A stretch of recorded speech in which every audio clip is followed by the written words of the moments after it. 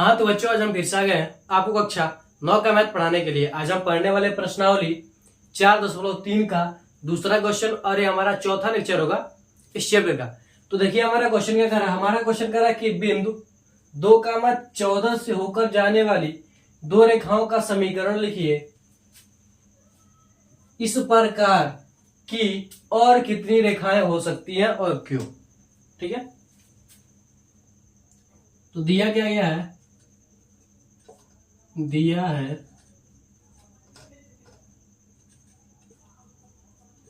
बिंदु 2,14 अर्थात x बराबर 2 तथा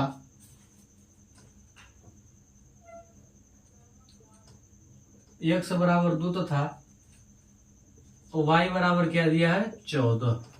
ठीक है, x बराबर 2 तथा y बराबर क्या दिया है 14 दिया हमारे पास। ठीक है,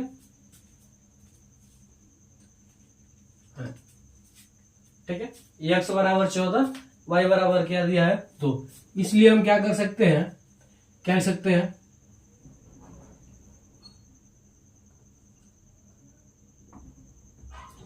x बराबर 2 यानी 2x प्लस क्या लिख सकते हैं हम। देखिए x बराबर 2 और y बराबर 14। ठीक है, यानी x बराबर क्या दिया गया 2, y बराबर 14। इन दोनों को ऐड करने पर हमारे पास क्या आएगा 14 आएगा। ठीक है, क्या आएगा हमारे पास 14 आएगा। तो हम लिख सकते हैं x प्लस y बराबर क्या हो सकता है 16 हो सकता है। ठीक है, x प्लस y बराबर क्या हो सकता है 16, समीकरण 1 हो सकता है। ठीक है, और हम क्या लिख सकते हैं, इसे हम लिख सकते हैं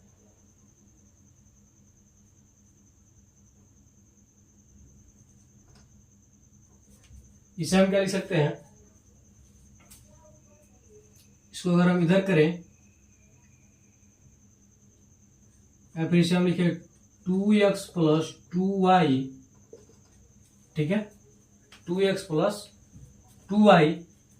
अगर देखिए, अगर हम क्या रख रहे हैं x बराबर क्या रख रहे हैं 2 रख रहे हैं। ठीक है, x बराबर क्या रख रहे हैं 2 रख रहे हैं, तब क्या हो जाएगा 2 रख रहे हैं, तब क्या हो जाएगा हमारे पास 2 गुना 4 और 14 गुना क्या हो जाएगा 28।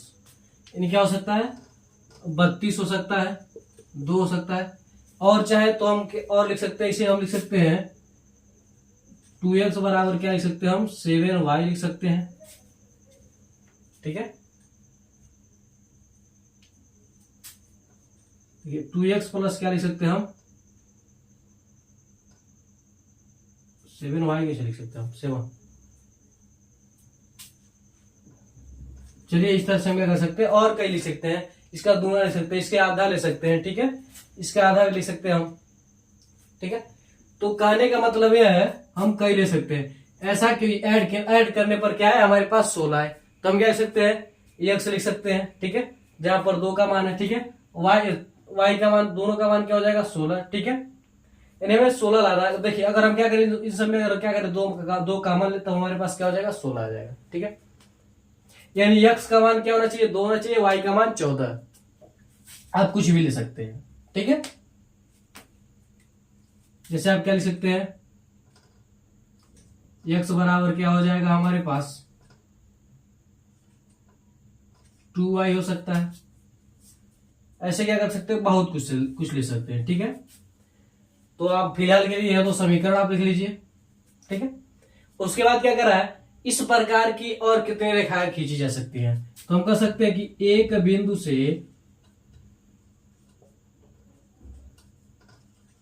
अनेक रेखाएं खींची जा सकती हैं। इसलिए क्या हो जाएगा हमारे पास 2,14 से, इसलिए 2,14 से अपरिमित रूप से अनेक रेखाएं खींच सकती से अपरिमित रूप से अनेक रेखाएं खींच सकते हैं। क्या कर सकते हैं हम, खींच सकते हैं। तो आप स्क्रीनशॉट ले लीजिए। अगले क्वेश्चन की ओर बढ़ते हैं हम। आप स्क्रीनशॉट ले लीजिए।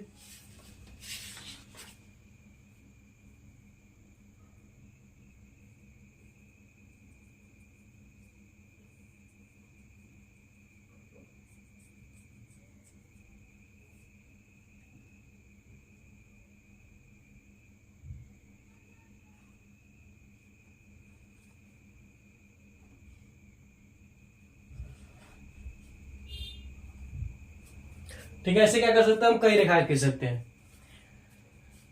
तो क्या करा, परिवर्तित रूप से हम क्या कर सकते हैं, अनेक रेखाएं खींच सकते हैं। कारण पता चलेगा क्यों, क्योंकि एक बिंदु से क्या कर सकते हैं हम, अनेक रेखाएं खींच सकते हैं। तो आप स्क्रीनशॉट ले लीजिए इसका।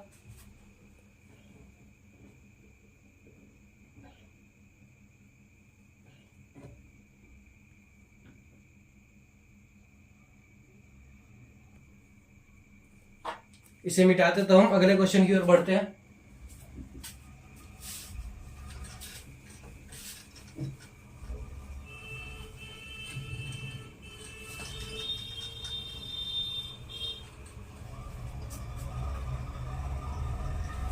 अब देखिए तीसरा क्वेश्चन क्या करा हमारे पास,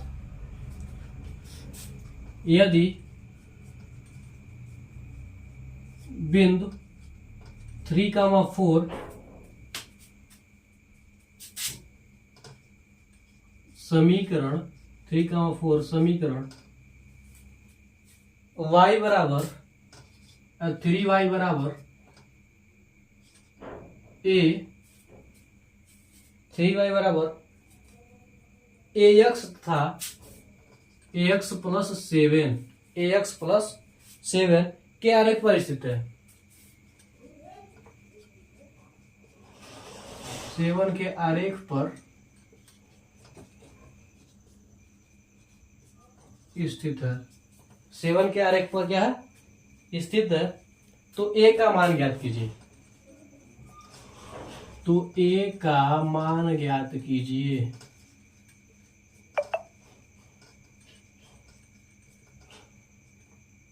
सॉल्व करेंगे इसे भी। देखिए जब बिंदु दिया है, ठीक है, तो पहला वाला क्या होता है, x होता है, दूसरा वाला क्या होता है, y। यहां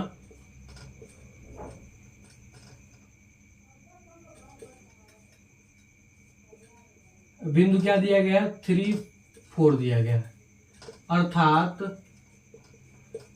x बराबर क्या हमारे पास 3 तथा y बराबर हमारे पास क्या है 4। ठीक है, तो समीकरण हमारे पास क्या है, 3y बराबर ax प्लस 7। ठीक है, तो y का मान क्या हमारे पास 4 है। 3 गुणे क्या हो जाएगा 4 बराबर a इंटू एक्स का मान क्या हो जाएगा हमारे पास 3 हो जाएगा प्लस 7। ठीक है, तो यहां से क्या हो जाएगा 4 3 12 7 प्लस में, तो इधर आएगा तो माइनस में, और यहाँ पर क्या हो जाएगा 3 हो जाएगा। ठीक है, तो यहां से क्या हो जाएगा 5 3 तो a बराबर क्या हो जाएगा 5/3 हो जाएगा। ठीक है,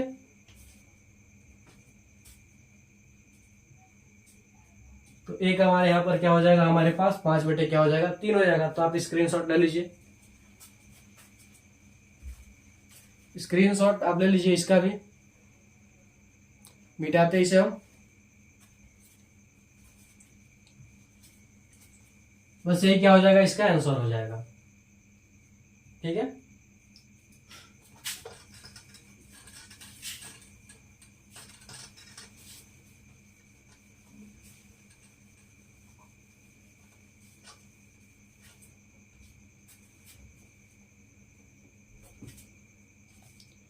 अब देखिए हमारे पास चौथा क्वेश्चन क्या करा, चौथा क्वेश्चन कह रहा है कि एक नगर में टैक्सी का किराया पहले 5 किलोमीटर किराया 8 रुपए। पहले किलोमीटर का किराया क्या है 8 रुपए। उसके बाद कह रहा है और उसके बाद की दूरी के लिए प्रति किलोमीटर किराया क्या है 5 रुपए। यदि तय की गई दूरी x किलोमीटर हो तथा कुल किराया y हो तो इसका एक रैखिक समीकरण ज्ञात कीजिए। ठीक है। तो सीधे सीधे हम लिखते हैं आंसर। दिया है, क्या दिया है, कुल किराया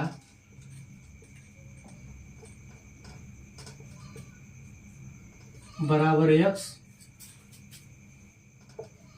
कुल किराया बराबर x, और क्या कर रहा है, कुल किराया बराबर y कर रहा है, ठीक है। और तय की गई दूरी, और तय की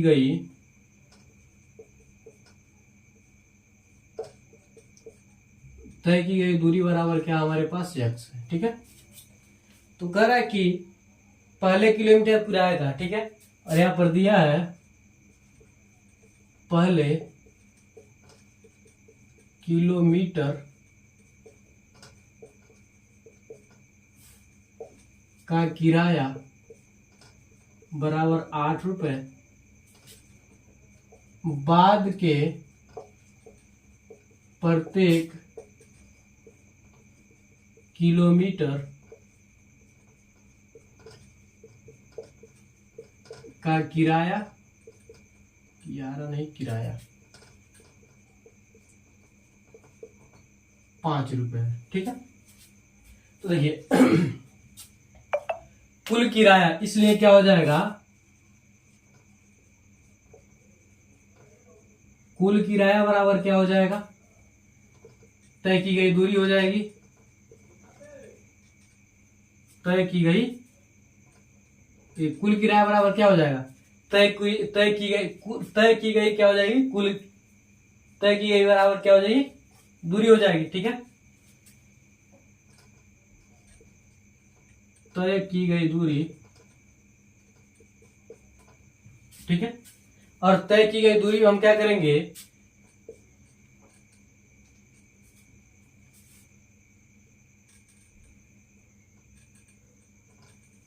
ठीक है। अब देखिए कुल किराया बराबर क्या हो जाएगा, कुल किराया बराबर क्या हो जाएगा हमारे पास, जो पहले किराए का, ठीक है, पहले किलोमीटर का किराया है, ठीक है, 8 रुपए वो हो जाएगा। उसके बाद क्या हो जाएगा हमारे पास, ठीक है, पहले किलोमीटर का किराया हो गया 8 रुपए हो गया, ठीक है। उसके बाद क्या करा, बाद के प्रत्येक किलोमीटर, तो मान लिया कि क्या चल रहा हुआ, उसने क्या किया, x दूरी तय की, ठीक है। उसने कितना दूरी तय किया, x किलोमीटर दूरी तय किया, ठीक है। और पहले किलोमीटर का किराया दिया गया, ठीक है। तो कह रहा प्रत्येक किलोमीटर किराया क्या मूल्य है, 5 रुपए है, ठीक है, क्या है, 5 रुपए है। लेकिन हम क्या करेंगे, उसने जो तय किया दूरी है, ठीक है, उसमें क्या करेंगे हम 1 किलोमीटर का माइनस करेंगे, ठीक है, 1 किलोमीटर का क्या करेंगे हम माइनस करेंगे। निकालने का मतलब क्या, कुल किराया बराबर क्या हो जाएगा, जो पहले किलोमीटर का किराया हो तो किराया रहेगा कि आपको भाई पहले 1 किलोमीटर चले तो आपको 8 रुपए देना पड़ेगा। उसके बाद का जो है वो क्या, पर किलोमीटर के लिए क्या है, 5 रुपए है, ठीक है। तो हमने क्या माना कि उसने x दूरी तय किया, ठीक है, x दूरी क्या किया, तय किया। तो जब x दूरी तय किया यानी क्या है, सभी के लिए क्या होगा, जब आप उससे क्या होगा 1 किलोमीटर निकाल लेंगे आप तय की गई दूरी में, ठीक है, तय की गई दूरी में आप क्या करेंगे 1 किलोमीटर निकाल देंगे। तो उसके बाद क्या होगा आपके पास, निकाल लिया, उसके बाद जितने भी किलोमीटर आप चलेंगे सबका क्या होगा, 5 से मल्टीप्लाई करके आपको गुणा करके क्या होना, पैसे देने पड़ेगा। जैसे मान लीजिए 1 किलोमीटर चल रहे हैं, तय की गई दूरी के बाद 1 किलोमीटर के बाद 1 किलो चल रहे हैं, ठीक है। तो आपको क्या देना पड़ेगा, आपको 5 देना पड़ेगा, 2 किलोमीटर, 5 गुना 10, 3 15, तो आपको गुणा करना पड़ेगा। इसलिए क्या होगा यहाँ पर, तो कुल किराया बराबर हमारे पास क्या है y, और यहाँ पर क्या है 8 प्लस इसका गुणा यहाँ पर करेंगे तो x 5x माइनस क्या हो जाएगा 5, ठीक है। तो y बराबर क्या हो जाएगा हमारे पास 5x प्लस क्या हो जाएगा 3, या हम इसे क्या लिख सकते हैं, इसको इधर कर दीजिए, तब क्या हो जाएगा हमारे पास 5x माइनस का y प्लस का क्या हो जाएगा 3 बराबर 0, ठीक है। यानी ये आपके पास क्या होगा, यह समीकरण कुछ इस प्रकार होगा। ये क्या हमारे पास रैखिक समीकरण है, इस प्रकार क्या होगा, रैखिक समीकरण होगा आपका। तो आप इसका भी क्या कीजिए, स्क्रीनशॉट ले लीजिए, स्क्रीनशॉट आप ले लीजिए। तो आज के लिए बस इतना जानते हैं, मिलते हैं अगली वीडियो में। मैं आशा करता हूं कि आपको ये तीनों क्वेश्चन अच्छे तरीके से समझ में आएंगे। तो मिलते हैं अगली वीडियो में। जय हिंद, जय भारत।